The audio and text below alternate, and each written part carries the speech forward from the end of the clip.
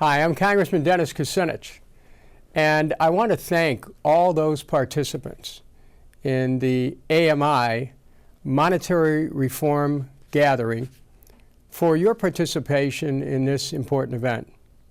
I particularly want to express appreciation to Stephen Zarlenga for his many years of painstaking work in documenting the failures of our present monetary policy and a system which does not truly serve the interest of the American people. I also want to thank Stephen Zarlenga for the assistance that he has provided on landmark legislation, which will soon be introduced, that will for the first time bring some of the basic principles of the American Monetary Institute's work into a legislative form. Specifically, when you look at the kind of broad-scale unemployment that we have in this country, when you consider that 15 million Americans are out of work, another 12 million Americans are underemployed, that the American Institute of Architects have said that there is between $2 and $3 trillion in infrastructure needs which have not been met. And you see that we have a government which is starved for capital. And we have state and local governments which have very limited ability to be able to meet the needs of repairing roads, bridges, water systems, sewer systems, embarking on transportation projects that could put millions of people to work and also have a favorable impact on our environment. You can understand that we are at a moment of crisis, a crisis that requires that we look at the structure of our systems.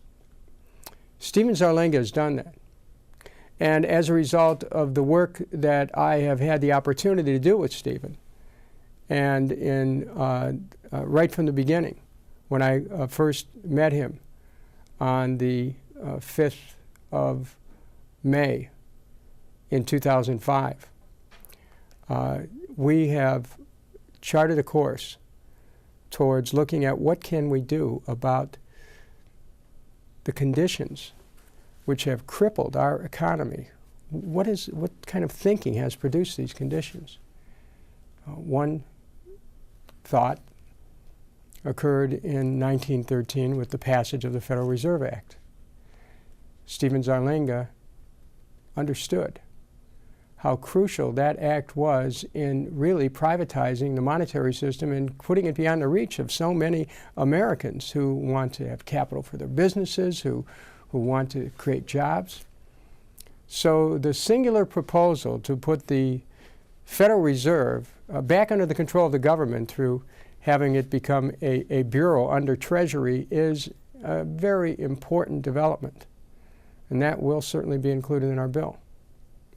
The fact that the fractional reserve banking system has enabled banks to spend money into existence without necessarily any public purpose, how they can pyramid the wealth of a few at the expense of the many, is something that Stephen has talked about for years.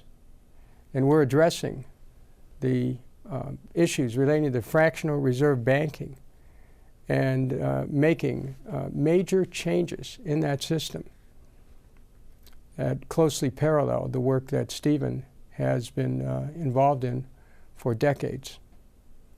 We understand that the ability to coin money is a basic constitutional privilege that Congress is supposed to be involved in, and that Congress has the ability and the right to be able to change the present system. And so, again, looking at the work that Stephen has done, we have been able to identify a mechanism by which the government can spend money into circulation for the purpose of investing in infrastructure, investing in our economy, investing in rebuilding America, investing in putting millions of people back to work.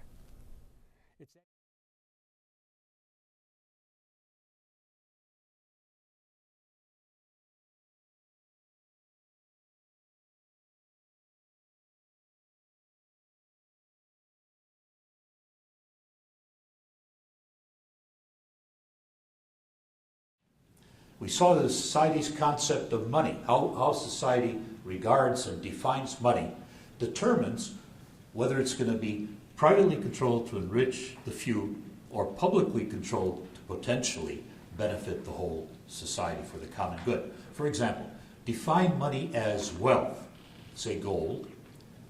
Who's going to control the money system? People with the wealth, people with the gold.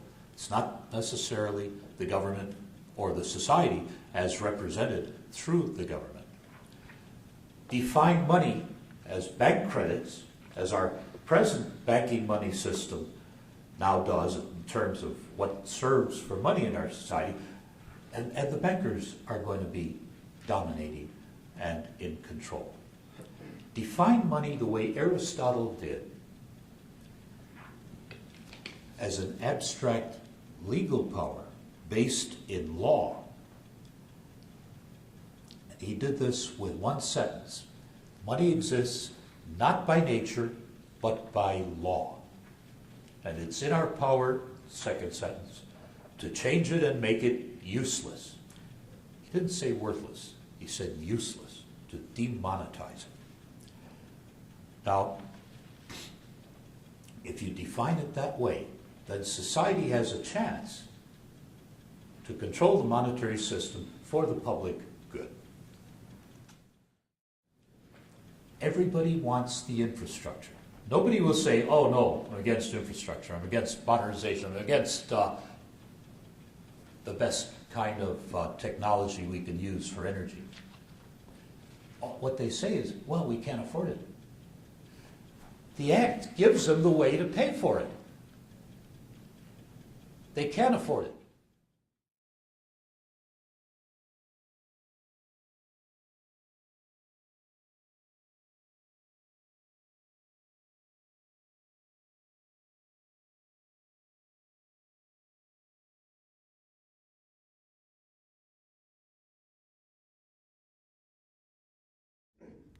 Okay, idea is very simple. Okay, let's with this one. This is Japanese. Oh, just want to go. Okay, sorry. Okay. Idea is very simple. From now on, you'll see a lot of diagrams, stock and inflow and outflow. So this is the same as the hot tub analogy. Whenever you open the hot tub, you get water flow and water also outflow. So whenever you see this stock and flow diagrams, you can imagine this hot tub. So that is why it is easily understood by everybody. So money analysis is the first subject which we have to deal with. But compared with ordinary macroeconomic textbooks, all macroeconomic textbooks start with the concept of GDP and how GDP is determined, and money creation it's come only as a secondary part.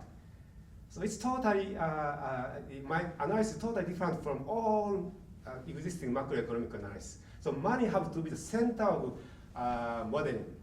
It's not because of my belief, it's because that system can only be described in this way. So this is a good thing to use system dynamics method to create economic models. The money has to be public. So whenever the government print money, it becomes the asset of, we call it seniority asset. So at the same time, government revenue increase. So this is only one new account which we have to create under the public money administration or the central bank. All right. So this is small changes. How, under this small change, how we can cope with the most imminent problem we are facing. Actually, I repeat, this financial crisis, the most important thing we have to deal with. And to overcome this one, government should spend if we really want to stimulate the economy. But they say we don't have money, and we can't raise tax. Because in Japan, every year, Japanese government have to borrow 44 trillion, at least 44 trillion yens to make the government budget in balance. But they say they can't borrow, keep continuing because that's continue to accumulate debt. Even though we know that we have to borrow money, but this leave all debt to our kids. So we should avoid this one. So government in trouble, they can't do anything. So this is the issue we are facing currently. All countries are suffering from debt. So all countries suffering from debt. So inevitably, they have to overcome this problem. Otherwise, they have to face a serious governmental crash or the drops of the security prices, government security pricing. Okay. So now you understand our financial system has very system design problems. And by introducing the American Monetary Act, there will be no inflation cause. So this is the recessionary case whenever we reduce debt under current system. This is the price level whenever we introduce the American Monetary Act. So actually, inflation is not created as long as simulation model is concerned. So no inflation is created. Okay. So it's a good thing, right? We can reduce debt and we can attain higher economic growth and no inflation is observed if we introduce American Monetary Act. So it's very convincing. And so my conclusion is so it should be worth being implemented. And we have nothing to lose. And as I said, 99% of people have nothing to lose. Only 1% of people may lose something. But 1% people may be saved because this system is very sustainable. Also, it may save themselves. So we can convince them. So this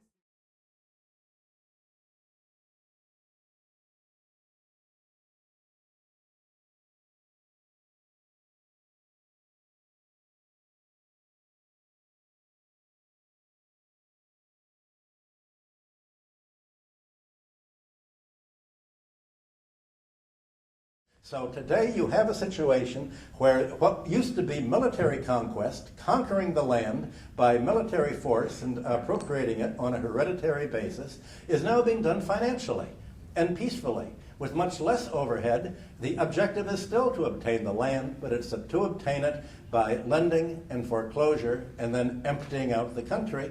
And that is what's happening not only in Latvia, it's happening in Iceland, it's happening in all of the countries of Europe that are being neoliberalized. The economy. And by financializing their economy, they meant privatization on credit. And this privatization is what banks have been lending out the money for the last 30 years, really since 1980. From Latin America to Asia to Africa, it's essentially to lend foreign companies the money to buy the public infrastructure from the government at a price where people bid each other, and they bid to pay everything that they can extract from the economy by the infrastructure, by raising the telephone rates, by raising the road rates, by turning the economy into a toll booth, is going to be paid to the banks as interest, and so there's a kind of perverse symbiosis between the privatizers and the banks. Enforced by the World Bank and the IMF, and by the rule that companies can deduct their interest charges from their income tax liability. And that roads, essentially, it's to do to the American economy what the Norman conquerors did to England in the 13th century. All they had to take was the land. Today they can take all of the vast expenditure in public infrastructure that's been built up and essentially put toll booths on it to use the phones, the internet, the roads, the school system where you now have to pay a high tuition, as in Latvia where you didn't used to have to put a pay, so that everybody's income is going to pay economic rent, not wages or profits. And you have an academic economic system that doesn't teach the history of economic thought anymore, so the very concept of economic rent is wiped out. The theory is that everybody gets what they earn, that everything is productive as long as you can pay the banker. And this is what you have to raise the level of abstraction and discussion to if you want to get widespread support beyond your immediate members.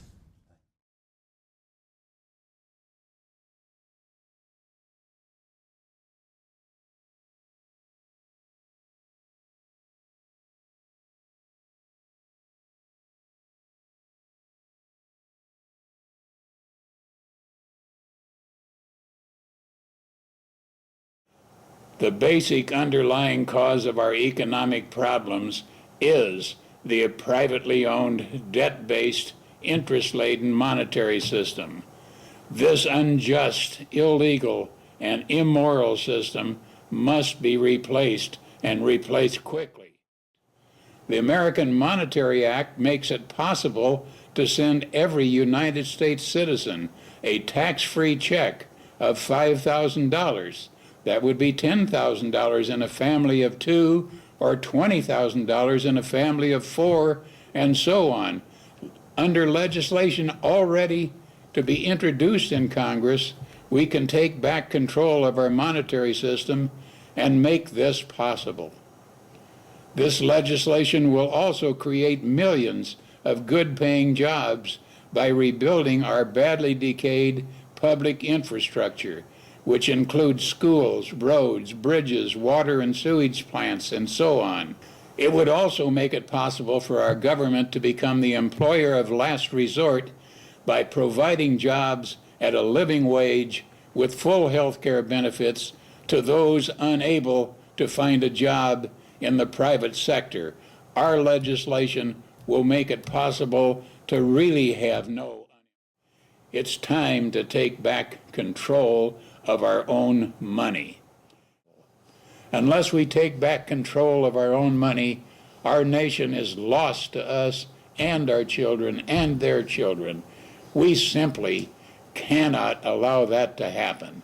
No more delays, no more waiting. The time for action is now.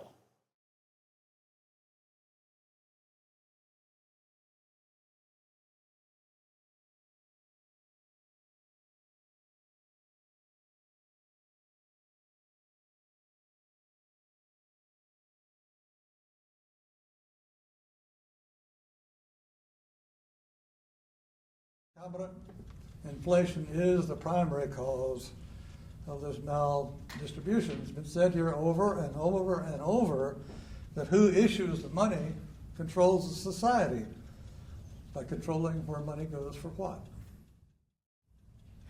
Because we conflate money and power, it follows that 10% of the population runs the country or less. So what does this say about democracy? I say there can be no political democracy without economic democracy, and I am by no means the first one who's ever said it. How do we treat the environment? How we treat the environment is how we treat each other. Poison air and water affects everybody. The so-called competitive capitalistic system of extraction of resources with the exponential growth of debt superimposed on it is a driver of cost-cutting, polluting extraction of natural resources that result in environmental damage. Now here's where the TARP money could have done some good for the economy and the future. This is the American Society of Civil Engineers report card. Notice that it has D, I think that means disgraceful. With the Monetary Act, these ever-recurring recessions can be balanced with infrastructure spending, both physical and human. That will build a stronger, more efficient nation. Universal health care, universal college education, first-class roads, utilities are all possible.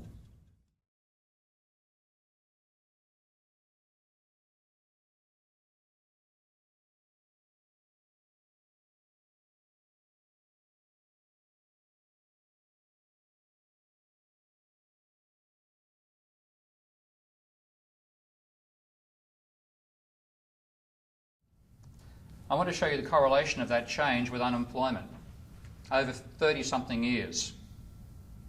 And the correlation over that period of time with booms and busts is staggering. And that's a correlation that, according to conventional economic theory, the correlation should be zero.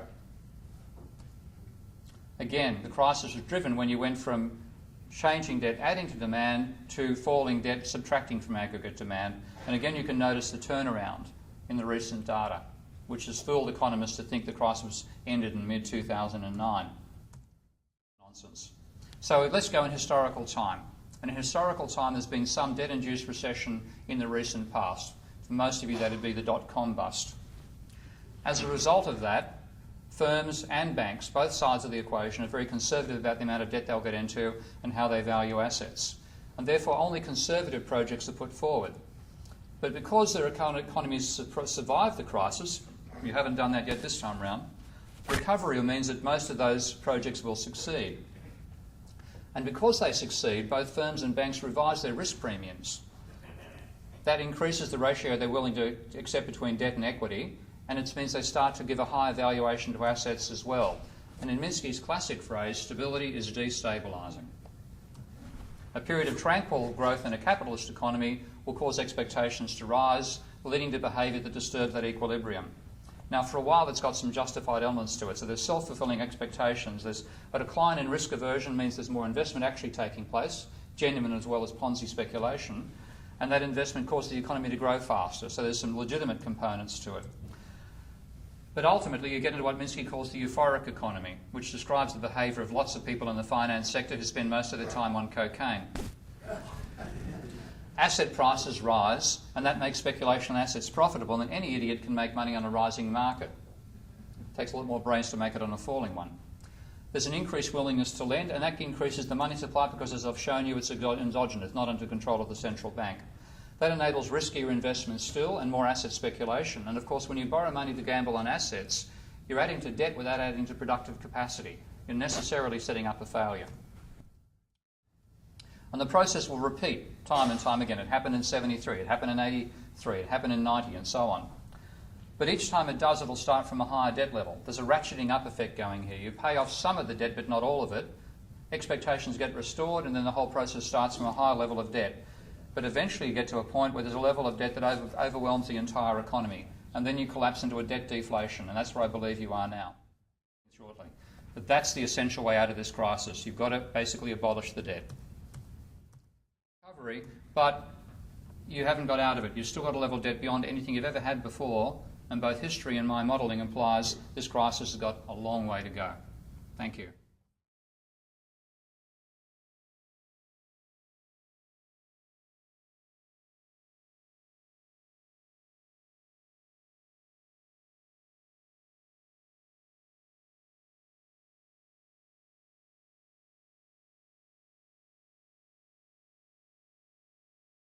I think that we should have a system in which the profit from printing money is distributed equally throughout the economy. That's what I mean by fair. I suppose when I say fairly, people might have different ideas about what fairly means. My idea of fairly is equally to all adult citizens. Now, because the Federal Reserve banks are allowed to print money and put it in circulation, they get a lot of profit. And that profit does appear in the national income accounts in a somewhat unusual place. Maybe it appears in other places as well, but you can find it if you look at the tax receipts of the federal government. Formally, there is a 100% tax on the profits of the Federal Reserve banks. I'm not sure whether it's called a tax or just an obligation of the Federal Reserve banks to turn over whatever profit they get to the Treasury. And so if you want to know what is the seigniorage, one way of measuring the seigniorage we have in the economy is to ask what is the profit of the set of Federal Reserve banks. It used to be about $25 billion a year. A few years ago it went up to $35 billion. Most recently it's around $100 billion. The financial crisis has made it possible for the Federal Reserve banks to make a lot more profit than they used to, and this profit is going to the federal government. So then the question arises as to how much seigniorage there is. Not very much. At least before 2008, over the last 50 years, you can put it in real terms, it comes to about $15 per person per month. You're not going to get much of a guarantee, basic income guarantee out of that. Is it worth worrying about $25 billion a year? Still, it seems there are interesting things that might be done.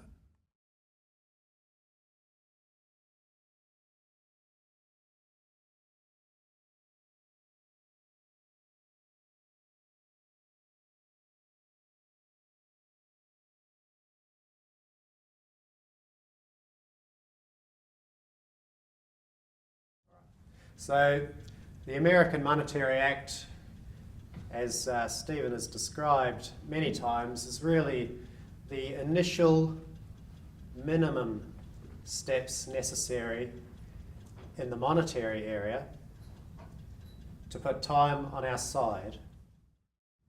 The monetary authority will be drawing on the resources of the best brains available to work out how do we achieve these objectives, which we've democratically decided that we want to achieve. As federal government debt instruments are retired, they're paid off, and as they come due, they're paid off with US money. There's no more of this continuous rolling over, and growing debt, accumulating exponentially. The Federal Reserve System is placed within the US Treasury, and it will continue many of its important functions. They have so that there's infrastructure improvements. That's the hardware. As Stephen has mentioned, it's so important to have to keep us in the picture. People. It's what we call the human infrastructure, and that's like the software for making the hardware work. And so, education and healthcare are just basic things that are civil. That would immediately help people out of their own personal financial problems. They'll be able to start paying off a lot of their bills and debts and start getting on a better financial footing themselves. Start having a bit more financial security for themselves and their family.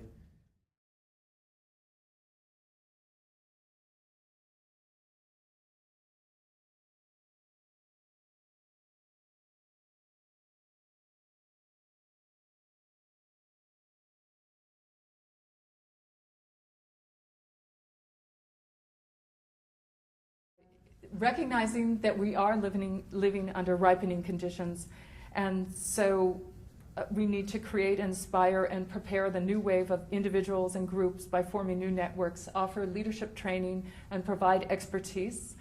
Prepare the pre-existing networks and groups that will be concerned about these issues and involved in the upcoming movement. We need to personalize the problem by putting faces on the statistics about the victims, and to create small nonviolent demonstrations and campaigns that can serve as prototype models and a training ground for the takeoff stage. The public has to be convinced 3 times that there's a problem to oppose current conditions and policies, and to want and no longer fear alternatives. Public is generally resistant to change. We have to help them overcome fear. We have to be courageous and know what we're doing, and win their confidence.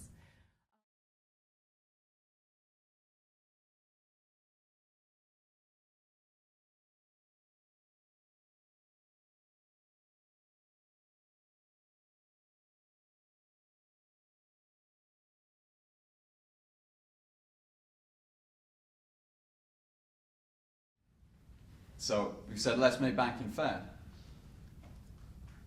So banks should operate in the same market constraints as apply to ordinary citizens and businesses. If small businesses and workers have to compete in a free market, then banks should be in a free market as well. They shouldn't be in this government-protected, government-subsidized position that they're in at the moment, where they know they can't go bankrupt, and where bad businesses are bailed out by the taxpayer and allowed to continue. So banks shouldn't benefit from state support or any hidden subsidies, such as the hidden subsidy that they get from being allowed to create the nation's money supply.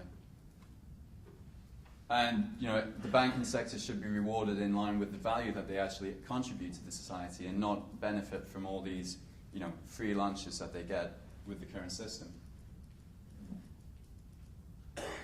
Most importantly of all for us here is that the process of creating money should not also create debt at the same time.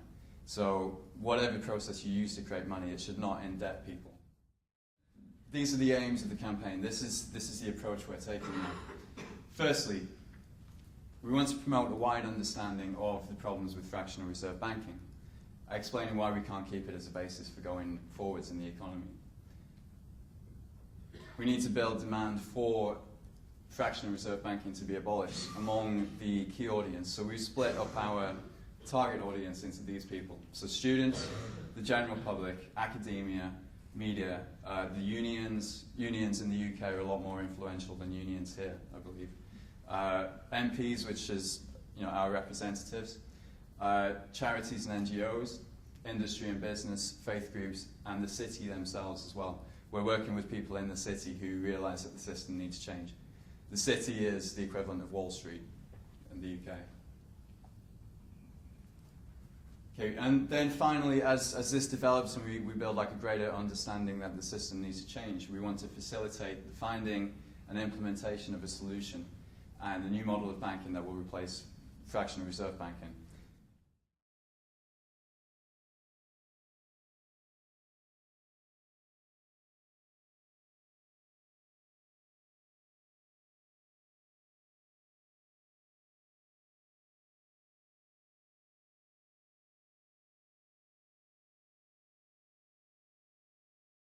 How many people tell you that Adam Smith, the founder of laissez-faire, the free market system, absolutely distrusted those people at the top and the collusion they would engage in at all times? You're not told that. It's not taught in schools. It's ignored. How radical some of the people were. We'll go to John Stuart Mill maybe a little bit later, and you start hearing him talk about the unearned increment. By the way, I've had to learn this because I work a lot with Michael Hudson, who's made me actually read some of this stuff.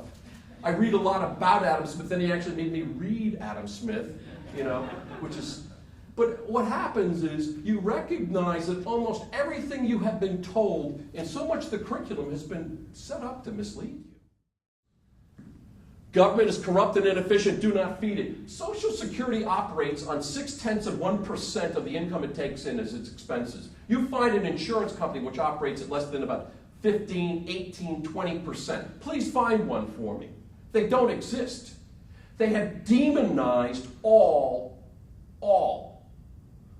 workers with the federal and state and local governments at times. It's interesting to see how they do it. They've also created something I call pension envy, okay? That you just hate those people that have pensions, we're going to take them back away from them. They also floated the lie, and it is a lie, that public workers earn more than private sector workers. That's been debunked. If you control for age and education, they don't earn more, except at the bottom. For some reason, governments find it difficult to put people on minimum wage and feel they're being socially responsible. What a concept that is. They don't give them just $7 an hour and tell them, that's enough for you.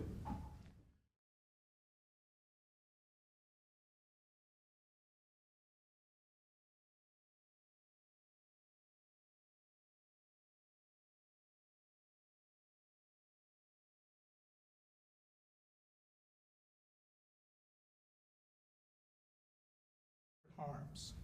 The right to decide and the right to rule by human persons were the crux.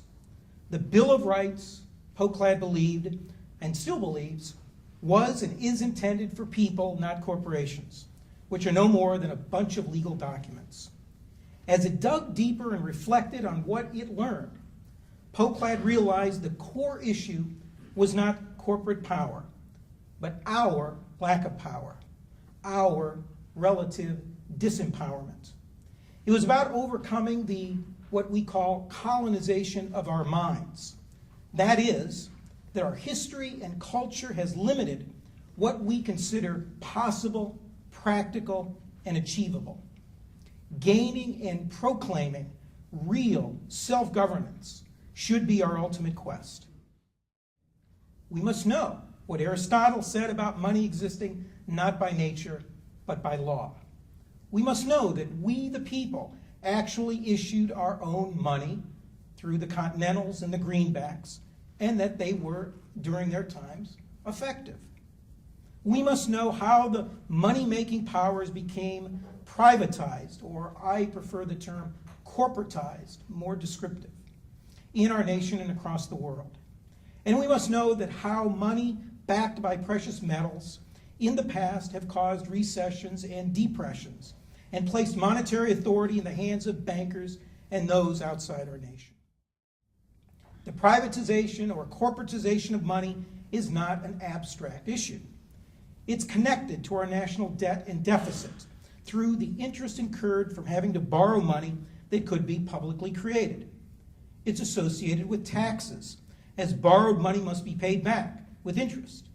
It's linked to wars and occupations, as financial interests have encouraged nations to borrow money to wage wars, which create economic dependency. It's related to the environmental crisis, as material resources absolutely must be exploited to generate the income to pay for the exponential debt that corporatized debt money creates. And it's connected to jobs, education, healthcare, and infrastructure, as government-issued democratic money could be issued debt and inflation-free if spent on meeting real social and economic needs. There are 1,000 hacking at the branches of evil, to every one striking at the root. May our collective work on monetary issues during this brand new fiscal year and beyond, of rigorous study and research, of actions, of macro and micro, be focused not on branches, but on roots. Thanks.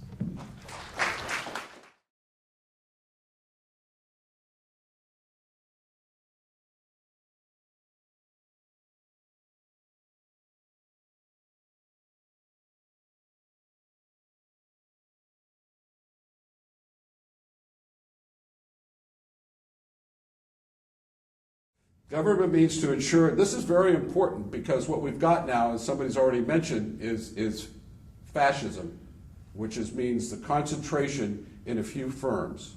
Could you imagine the size of Microsoft if we didn't even have the threat of antitrust?